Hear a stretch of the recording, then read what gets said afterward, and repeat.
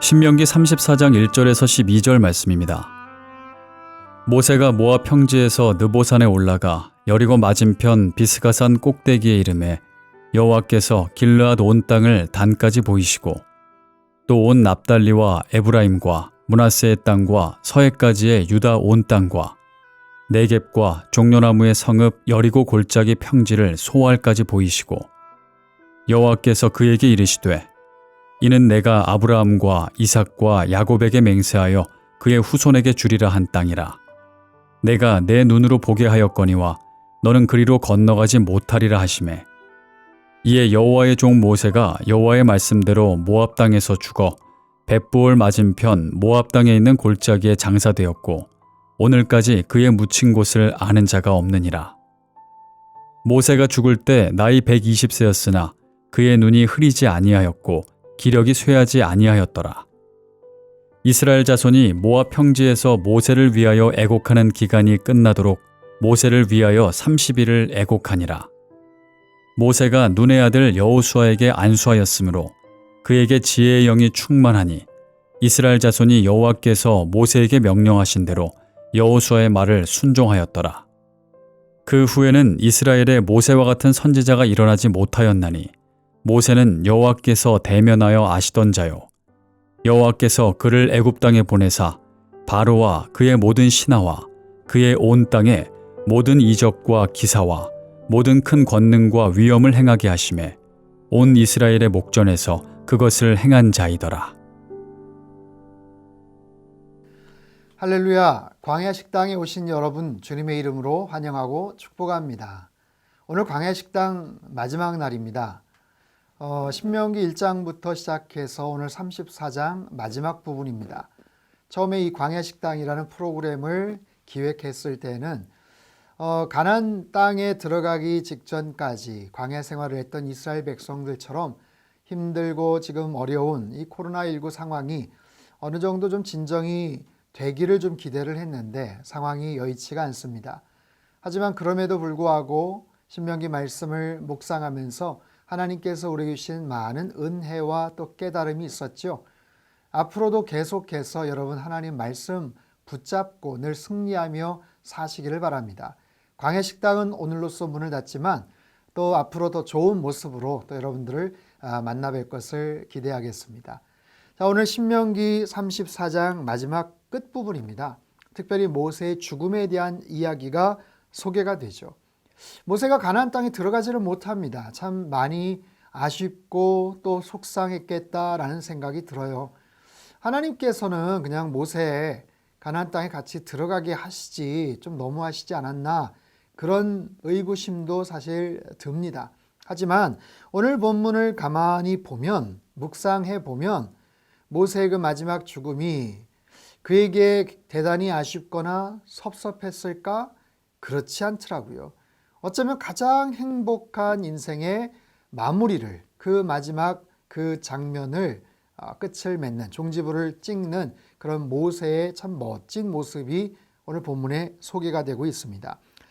1절, 2절, 3절 보면 모세가 모압 평지에서 느보산에 올라가 여리고 맞은편 비스가산 꼭대기에 이르매 여호와께서 길르앗 온 땅을 단까지 보이시고 또 온 납달리와 에브라임과 므낫세의 땅과 서해까지의 유다 온 땅과 네겝과 종려나무의 성읍 여리고 골짜기 평지를 소알까지 보이시고 죽음을 앞에 둔 모세의 마지막 미션, 마지막 그가 하는 행동이 있다면 산에 오르는 거예요.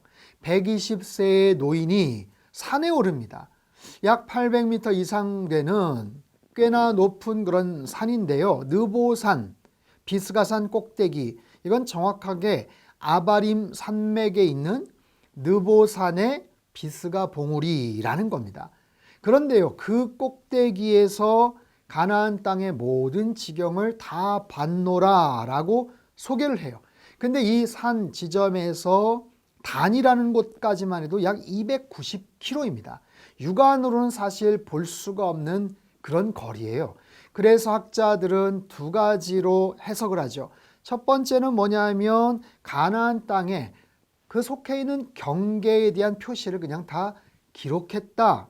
두 번째는 볼 수 없는 먼 거리에 있지만 하나님께서 은혜를 주셔서 초자연적인 그런 은혜로 그 모든 것을 마지막으로 볼 수 있게 했던 하나님의 배려였다. 뭐 이런 거죠.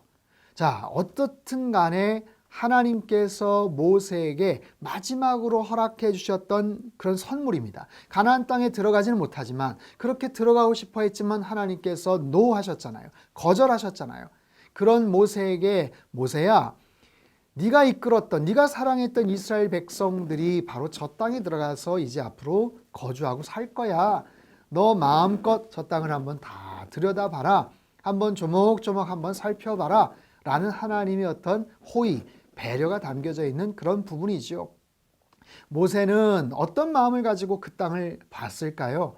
얼마나 들어가고 싶었던 그런 땅입니까? 그럼에도 불구하고 아쉬움이 있음에도 불구하고 이 땅이었구나. 하나님께서 선물로 준비해 두신 그 땅이 바로 이곳이었구나. 우리 민족이 우리 백성들이 이제 저 땅에 가서 정착해서 살겠구나 하는 그런 흐뭇한 마음을 가지고 지켜봤을 거예요. 가나안 땅을 다 지켜봤던 그 모세의 그 모습들. 하지만 그가 들어가지를 못했던 하나님의 그 뜻.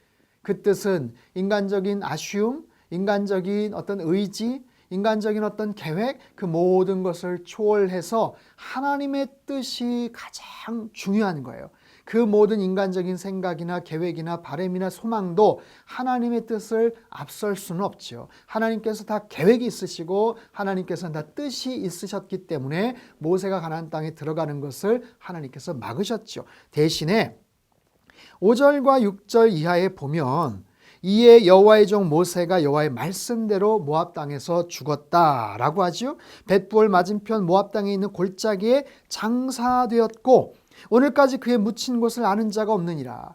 모세가 그 골짜기에 장사되었다라는 거예요. 장사되었다. 근데 누가 장사를 지냈을까요? 여러분 놀라운 것은요. 영어 성경에 보면 He buried him in Moab. 그러니까 모압에서 그가 그를 매장했다.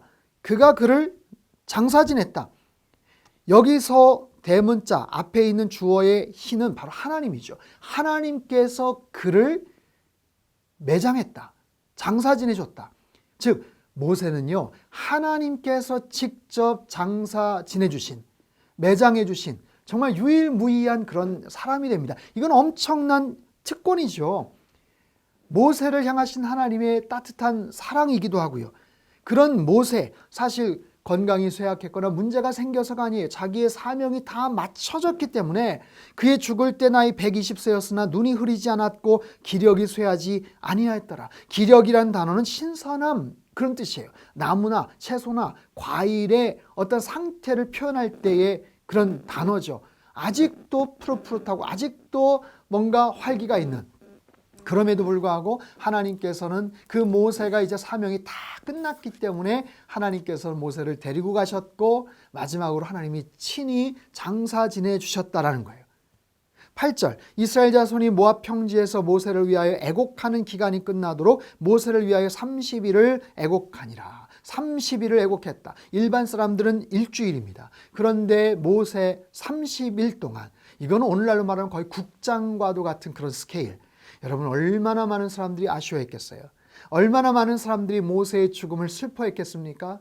또한 그리워했겠습니까? 모세는 어쩌면 참 행복한 사람이에요. 하나님이 직접 매장해 주셨고 너무나도 많은 사람들의 애도와 그리움 속에서 마지막 그 장례식이 다 끝나는 바로 그런 모습들. 그뿐입니까? 9절을 보면 모세가 눈의 아들 여호수아에게 안수하였으므로 그에게 지혜의 영이 충만하니 여호수아 그의 후계자를 하나님께서 세워주신 후계자를 그가 안수했고 그 모든 그의 사역과 권한을 다 위임하잖아요. 좋은 후계자에게 자신의 역할을 위임할 수 있다는 것도 얼마나 큰 축복입니까? 그리고 10절서부터는 모세에 대한 추모사, 그의 인생의 마지막 평가가 소개가 돼요. 10절 그 후에는 이스라엘에 모세와 같은 선지자가 일어나지 못하였나니 모세는 여호와께서 대면하여 아시던 자요. 요즘 대면, 비대면 이런 단어들을 많이 사용하지 않습니까? 직접 얼굴과 얼굴을 맞대어서 대화를 나눌 수 있었던 그런 사람이다.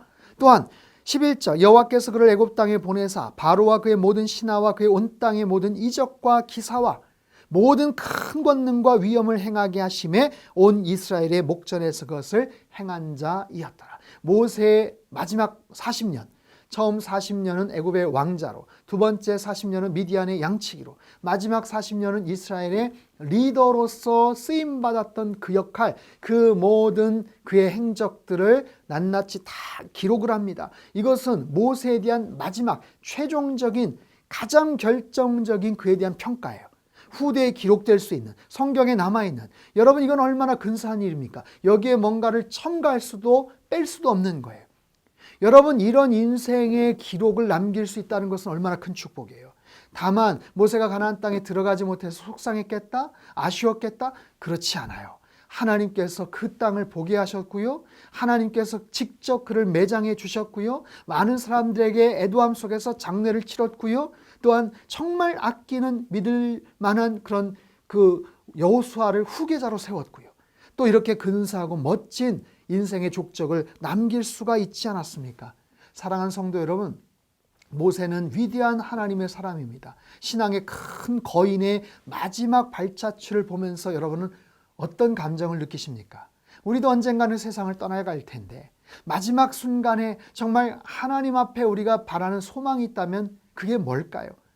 과연 그 소망을 하나님께서 우리가 원하는 대로 이루어 주시지 않는다고 해도 모세처럼 더 좋은 모습, 더 멋진 모습으로 하나님께서 응답해 주실 수 있는 그 놀라운 축복이 있다면 과연 뭘까요? 여러분 마지막 묘비명에 어떤 글귀가 쓰여지기를 여러분 기대하십니까?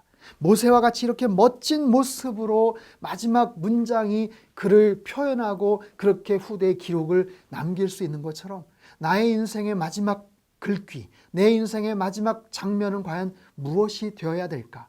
그것을 위해서 오늘 하루도 여러분 열심히 준비하며 사시기를 바랍니다. 남아있는 인생의 그 시간들 차곡차곡 성실하게 하나님의 뜻을 이루며 하나님께서 원하시는 그 삶의 방향을 향해서 그 중심을 가지고 그렇게 살아가다 보면 하나님께서 모세를 들어쓰시고 모세를 아름답게 축복하셨던 것처럼 저와 여러분의 인생도 하나님께서 그렇게 사용하시고 그런 아름다운 모습으로 그렇게 살아가게 하시고 인생을 마무리 짓게 하실 줄로 믿습니다.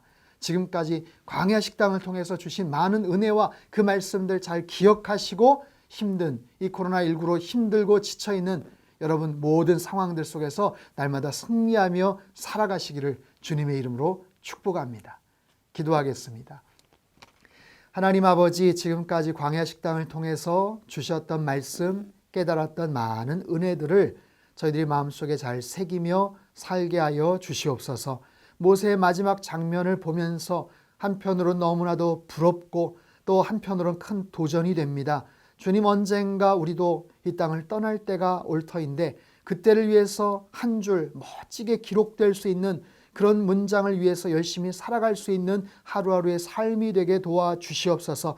코로나19 상황이 장기화되면서 우리가 많이 지치고 무력하고 우울함 가운데 있지만 하나님께서 주시는 생명의 말씀을 붙잡고 다시 일어서게 하시고 하나님 언젠가 들어갈 저 영적 가나안 땅을 향해서 힘차게 나아가는 하나님의 거룩한 백성들 다 될 수 있도록 축복하여 주시옵소서. 존귀하신 예수님의 이름으로 감사하며 기도하옵나이다.